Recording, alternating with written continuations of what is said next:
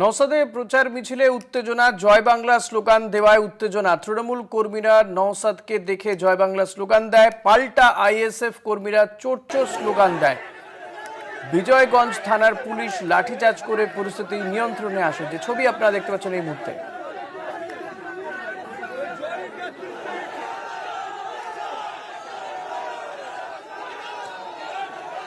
জাহাঙ্গীর হোসেন রয়েছে। জাহাঙ্গীর, কখন হয় এই পরিস্থিতির সৃষ্টি এবং এখন কি সেখানকার পরিস্থিতি শান্ত নাকি এখনো উত্তেজনা রয়েছে? পরিস্থিতি নিয়ন্ত্রণে আনলেও কিন্তু গোটা এলাকা থমথমে। ঘটনাটি ভাঙড় ২ নম্বর ব্লকের বানিয়াড়া এলাকায়, অর্থাৎ ভোগালী ২ নম্বর ব্লকে পঞ্চায়েত এলাকায়।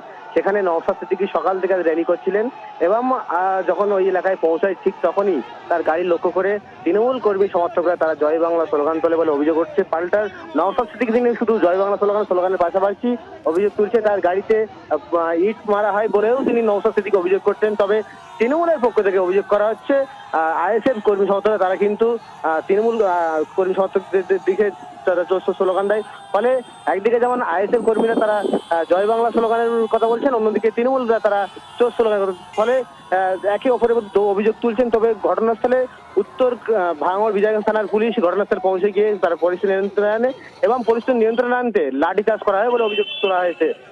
তবে নওসাদ সিদ্দিকী জানালেন যে এই ঘটনার পরিপ্রেক্ষিতে তিনি থানাতে জানাবেন, লিখিত অভিযোগ করবেন, তারপরেই পুলিশ কিন্তু তদন্ত শুরু করবে। তবে এ নিয়ে শওকত মোল্লার পর্যন্ত এখনো প্রতিক্রিয়া না পাওয়া গেলেও তবে গোটা ঘটনা নিয়ে ইতিমধ্যে থমথমে বানিয়াড়া এলাকা। কাউকে গ্রেপ্তার বা আটক কি করা হয়েছে? এখনো পর্যন্ত গ্রেপ্তার আটকের কোনো খবর না থাকলে পুলিশ কিন্তু সকাল থেকে নওসাদের সাথেই ছিলেন। তবে পুলিশ আরো পৌঁছে গিয়ে পরিস্থিতি নিয়ন্ত্রণে আনে।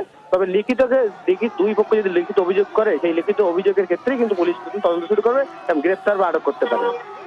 ধন্যবাদ জাহাঙ্গীর। কথা বলছিলাম প্রতিনিধি জাহাঙ্গীর হোসেনের সঙ্গে।